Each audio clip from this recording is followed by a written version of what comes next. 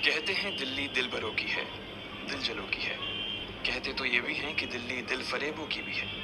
और लकी यानी कि लक्ष्मण लाल अग्रवाल में ये सारे गुण मौजूद थे। लोग उसकी शक्ल को देखकर ही कह देते थे, अबे दिल्ली से वो दिखने में स्मार्ट और अट्रैक्टिव था, पर जेब से खस्ता हालत होने की वजह से रहता बेहद सिंपल तरीके से था।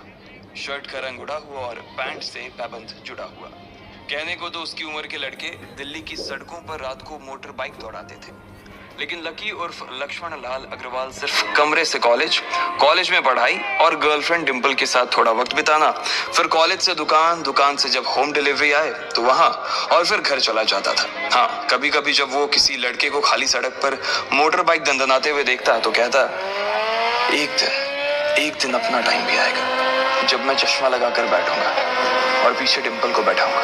देखना, जब वो मेरी कमर में अपना हाथ कसेगी और मैं तेजी से मोटरसाइकिल को इंडिया गेट के आसपास दौड़ाऊंगा, तो सारे दिल्ली का दिल हम दोनों को देखकर चलेगा। दुकान में रखा हुआ बर्नॉल भी काम नहीं आएगा, लकी ने कहा और अपने हाथ में बर्नॉल की क्रीम को दबा दिया। जैसे ही उसने क्रीम को दबाया, उस क्रीम बाहर आ गई। अबे गधे, क्या कर रहा है? वो कोई स्पंज की गेंद है क्या जो उसे दबा रहा है? दुकान के मालिक ने उससे फटकारते हुए कहा और उसके सर पर एक चपत लगा दी। सॉरी सर, लकी ने अपना सिर बचाते हुए कहा। वो खरौल बाग में स्थित एक छोटी सी मेडिकल स्टोर पर काम करता था। उसकी दुकान का नाम था चमन मेडिकल स्टोर और उसकी ओनर का नाम था चमन लाल। लकी पिछले 5 साल से इन्हीं की दुकान पर काम कर रहा था। यहाँ इस छोटी सी शॉप पर काम करना उसकी मजबूरी थी। लाइफ में कंगाली की वजह से उसे कॉलेज में पढ़ाई पूरी करने के लिए पार्ट टाइम जॉब करना था। उसने कई अच्छी जगह अच्छी तनख्वाह की नौकरी ढूंढी, पर नहीं मिली और वो इस मेडिकल स्टोर पर ही अटक गया। गधे, अब इसके पैसे क्या तेरा बाप भरेगा?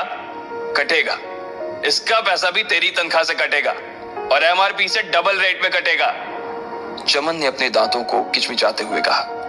गुस्से की वजह से उसकी नाक फूल गई थी और लकी की सांसें। उसने घबराते हुए ओनर से पूछा, एमआरपी से डबल क्यों सर जी? ताकि अगली बार से ऐसी कोई हरकत करने से पहले